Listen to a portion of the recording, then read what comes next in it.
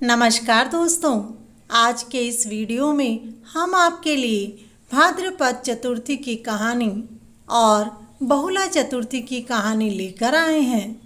तो आइए पहले सुनते हैं बहुला चतुर्थी की कहानी। एक बार एक गाय घास चरते चरते जंगल में थोड़ी दूर निकल गई थी। जंगल में उसे एक बाघ मिला। उसने गाय को देखा और उसे खाने का प्रयास किया। तब गाय ने उससे विनती की कि हे वनराज, हे जंगल के राजा, आज तुम मुझे मत खाओ। मेरा बच्चा सुबह से भूखा है। मैं उसे पहले दूध पिला लूं, फिर जब मैं कल सवेरे यहाँ आऊं तब तुम मुझे खा लेना। शेर ने कहा, मृत्यु पास में फंसे हुए जीव को छोड़ देने पर उसके वापस लौट आने पर मैं कैसे विश्वास करूं? गाय ने जब सत्य और धर्म की सौगंध ली और कहा कि वाचा वाचा विष्णु वाचा, अगर मैं वापस नहीं आऊं तो धोबी के कुंड में सूखूं। गाय की यह बात सुनकर शेर ने गाय की बात पर विश्वास कर लिया और गाय अपने बछड़े को कहती है कि उठ मारा बाछड़िया, चुंग लेनी दूध, वचनारी बांधी पाछी जाव सुन। बच्चे को दूध पिलाती पिलाती गाय की आंखों में पानी आ गया। जैसे जैसे गाय के आँखों से आंसू टपकते रहे, वो आंसू बछड़े की पीठ पर गिरते रहे। बछड़े ने अपनी माँ से पूछा, माँ तुम क्यों रो रही हो? और माँ तुम किसके वन में चरने के लिए गई थी जो तुम वचन देकर आई हो? माँ बोली, बेटा सवेरे मुझे मर जाना है, क्योंकि मैं एक बाघ को वचन देकर आई हूँ। इस कारण से मुझे थोड़ा दुख हो रहा है। तब बछड़ा बोला, माँ मैं भी आपके साथ चलूँगा। गाय के मना करने पर भी बछड़ा नहीं माना। दूसरे दिन माँ बेटे दोनों जंगल में जहाँ शेर को वचन दिया था वहीं पर पहुँच गए। बछड़े को जैसे ही साथ में देखा तो शेर ने कहा, आज तो दो शिकारी एक साथ शिकार के लिए आ रहे हैं। लेकिन बछड़े ने बाघ को देखते ही कहा, मामा जी पहले मुझे खाओ, क्योंकि मैं माँ से पहले हूँ। बाघ ने कहा, तुमने मुझे मामा कहा है, तुम्हें मैं कैसे खा सकता हूँ? इस रिश्ते से तो तुम मेरे भांजे हुए और गाय मेरी बहन। इस प्रकार बाघ ने गाय और बछड़े दोनों को घास खाने के लिए अनुमति दे दी और अपनी बहन गाय को चुनड़ी ओढ़ाई। फिर स्वर्ग से विमान आया। गाय, बाघ और बछड़ा तीनों ही उस विमान में बैठकर वैकुंठ लोक में चले गए। बोलो गौ माता की जय। अब सुनते हैं भादवा चौथ की कहानी। एक गांव में माँ अपने बेटे के साथ रहती थी। बेटा जंगल से लकड़ियाँ लाकर बेचता था, जिससे ही माँ बेटा अपना गुजारा चलाते थे। माँ बेटे की लंबी आयु के लिए चौथ का व्रत करती थी। बेटा जंगल से लकड़ियाँ लाता तो माँ उस गट्ठे में से 2 लकड़ियाँ निकाल करके अलग रख दिया करती थी और चौथ के दिन उन लकड़ियों को बेच करके पूजा का सामान लाया करती। पूजा करने के लिए 5 चूरमा के लड्डू बनाती। 1 लड्डू का गणेश जी को भोग लगाती, 1 लड्डू चौथ माता को चढ़ाती, 1 का प्रसाद बांटती, 1 बेटे को देती और एक लड्डू स्वयं खा लेती। एक दिन चौथ का व्रत आया। बेटा पड़ोसी के घर गया था। पड़ोसन चूरमा बना रही थी। बेटे ने पूछा, आज क्या कर रहे हो? पड़ोसन बोली, आज चौथ का व्रत है, इसलिए मैं चूरमा बना रही हूँ। मैंने तो केवल आज चौथ के दिन ही चूरमा बनाया है, लेकिन तुम्हारी माँ तो हर महीने की चौथ का व्रत करके चूरमा बनाती है। तुम जो लकड़ियाँ लाते हो उनमें से प्रतिदिन 2 लकड़ियाँ निकाल करके छुपा देती हैं और फिर उनको बेच करके हर महीने तुम्हारी माँ चूरमा बनाती है। बेटे को पड़ोसी की बात अच्छी लगी और वह उनकी बातों में आ गया। बेटे ने माँ से आकर कहा, मैं इतनी मेहनत करके लकड़ियाँ लेकर आता हूँ और तुम चौथ व्रत के नाम पर रोज़ चूरमा बनाकर खा लेती हो। या तो तुम मुझे छोड़ दो या फिर तुम चौथ माता को छोड़ दो। माँ ने कहा, मैं तो चौथ माता का व्रत करती हूँ, इसलिए चौथ माता को तो नहीं छोड़ सकती। इतना सुनकर बेटा घर छोड़कर जाने लगा। तब माँ ने कहा, बेटे तुम जा तो रहे हो, लेकिन मेरे हाथ से पूजा की हुई चौथ माता के गेहूं के आखे लेकर जाओ। जब भी तुम्हें ऐसा लगे कि तुम पर कोई संकट आया है, तो चौथ माता का नाम लेकर ये गेहूं के आखे जमीन में गाड़ देना, जिससे तुम्हारा काम आसान हो जाएगा। बेटे ने माँ से कहा कि अगर ये बात है तो झूठी, लेकिन आखा ले जाने से मेरा क्या जाने वाला है। बेटा माँ के दिए हुए गेहूं के आखे लेकर घर से निकल गया। रास्ते में खून की नदी बह रही थी। खून की नदी देखकर वह डर गया और सोचने लगा, अब मैं आगे कैसे जाऊं?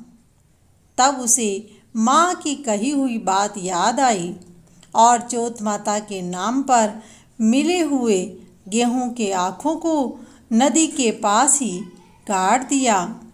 खून की नदी सूख गई और वह रास्ता ढूंढ करके आगे निकल गया। आगे गया तो घना घना जंगल दिखा, जिसमें शेर चीता की डरावनी आवाज़ें आ रही थी। तब वह फिर डर गया और वहाँ पर भी उसने चौथ माता को याद करके कहा, हे चौथ माता, यदि तुम सच्ची हो तो मेरे रास्ते में आ रही सभी विघ्न बाधाओं को मिटा दो। इतना कहते ही उसके मन का सारा डर दूर हो गया और वह आगे आगे चलता रहा। आगे जाते ही वहाँ पर एक राजा की नगरी आई। उस नगरी का राजा महीने में एक बार बारी बारी से अपने गांव के लोगों में से किसी एक आदमी की बलि चढ़ाता था। बेटा एक घर में गया तो वहाँ पर उसे एक बुढ़िया माँ रोती हुई नजर आई और लड्डू भी बना रही थी, आँखों में पानी भी आ रहे थे। तब उसने जाकर के बूढ़ी माँ से पूछा, आप क्यों रो रही हो?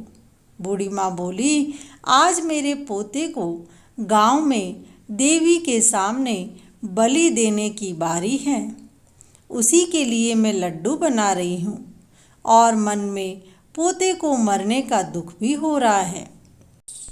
वह बोला कि ये सारे लड्डू तुम मुझे खिला देना और पोते के बदले राज के दरबार में तुम मुझे भेज देना। मैं बलि के लिए चला जाऊंगा, लेकिन तुम रोओ मत। आधी रात को राजा का आदमी जब वहां आया तो सिपाहियों के साथ वह उस माँ का बेटा चला गया। सिपाही के आदमी उसको देवी के कुम्हार के आवे में चुना दिया। ग्वालियों ने वहाँ पर भी माँ के आशीर्वाद से दिए हुए चौथ माता के आंखें बड़ी श्रद्धा से गाड़ दिए और चौथ माता को याद किया। फिर उसने कहा, हे चौथ माता, आपने मेरे जीवन में पहले भी संकट दूर किए हैं, तो अब आप ही मेरे इस संकट को भी दूर करो। 3 दिन में ही आवा पककर तैयार हो गया। गांव के 3-4 घर के बच्चे खेलते खेलते आए और कंकर उस आवे में मारने लगे। आवे से आवाज़ आने लगी। सारे बच्चों ने जाकर के राजा को सूचना दी कि आपने जिस मनुष्य को आवे में जिंदा लगाया था, उसी आवे में से मनुष्य की आवाज़ें आ रही हैं। 3 दिन में ही आवा कैसे पक गया? यह देख राजा और उसके आदमी दौड़े दौड़े वहाँ पहुँचे तो देखा जो मिट्टी के बर्तन थे वे सोने चांदी के कलश बन गए। राजा के सिपाही उन कलश को उतारने लगे तो अंदर से आवाज़ आई, कलश को धीरे धीरे उतारना, क्योंकि अंदर कोई बैठा है। राजा के आदमी डर गए कि इसमें कोई भूत प्रेत हो सकता है। तब वह बोला, मैं कोई भूत प्रेत नहीं हूँ, मैं तो गांव का एक सीधा साधा लड़का हूँ। राजा के सिपाही उस आवे को खोलकर देखते हैं तो उसमें से एक लड़का पालती मार कर बैठे हुए दिखाई देता है। उन्होंने उसे पूछा, भाई तुम कौन हो और कहाँ से आए हो? तब वह उसने सारी बात बता दी कि मेरी माता चौथ माता का व्रत करती है, जिन्हीं के प्रताप से आज मैं इस आवे में भी बच गया हूँ। राजा ने कहा कि इसकी सच्ची बात के लिए मैं इसकी परीक्षा लेना चाहता हूँ। मैं तुम्हारे हाथ पांव इस लोहे की सांकल से बांध दूंगा। अगर तेरी और तेरी चौथ माता सच्ची है तो तेरे हाथ पांव की सांकल खुल जाएगी, मेरे हाथ पांव में बंध जाएगी। वह तैयार हो गया। उसने चौथ माता के आंखें हाथ में लिए और वहीं जमीन में गाड़ दिए। आँखा गाड़ते ही उसके हाथ पांव खुल करके राजा के हाथ पांव में सांकल बंध गई। राजा तो खुद भी चौथ माता का पर्चा देख करके सच्चा मानने लगा और अपनी बेटी का विवाह उस लड़के के साथ में कर दिया और उसे अपना घर जवाई बना लिया। एक दिन उसने अपनी पत्नी को कहा कि चलो अब हम गांव चलते हैं, तुम्हें मैं अपनी माँ से मिलवाता हूँ। वह अपनी पत्नी को लेकर गांव पहुँचा। वहाँ उन दोनों को पड़ोसन ने देखा तो वो दौड़ती हुई उसकी माँ के पास गई और बोली, तुम्हारा बेटा बहू लेकर आया है। उसने कहा कि तुम्हारे सिखाने पर मेरा बेटा गांव छोड़कर चला गया है, तो बहू का सुख मैं कैसे देख पाऊंगी। वह बोली, पीछे मुड़कर तो देखो। जैसे ही माँ ने पीछे मुड़ा और देखा तो उसे बेटा और बहू दिखाई दिए। बहू ने सास के चरण लगी। सासू बेटा बहू को खूब आशीर्वाद देने लगी। बेटा माँ से कहने लगा, माँ, जो तुमने चौथ माता का व्रत किया उसका तो पर्चा खूब भारी है।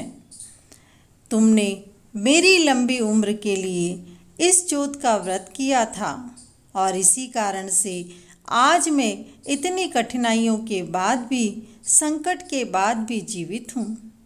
तब माँ पूरे गांव में हेरा फिरा देती है कि बेटे की माँ पति की पत्नी 12 महीनों की चौथ करे। कोई भी 4 चौथ करे, 4 नहीं तो 2 करे, 2 नहीं तो भादवे की 1 चौथ जरूर करे। हे चौथ माता, जैसे आप उस बेटे और माँ पर प्रसन्न हुई, वैसे ही सब पर प्रसन्न होना। खोटी हो तो खरी करना, अधूरी हो तो पूरी करना। बोलो चौथ माता की जय।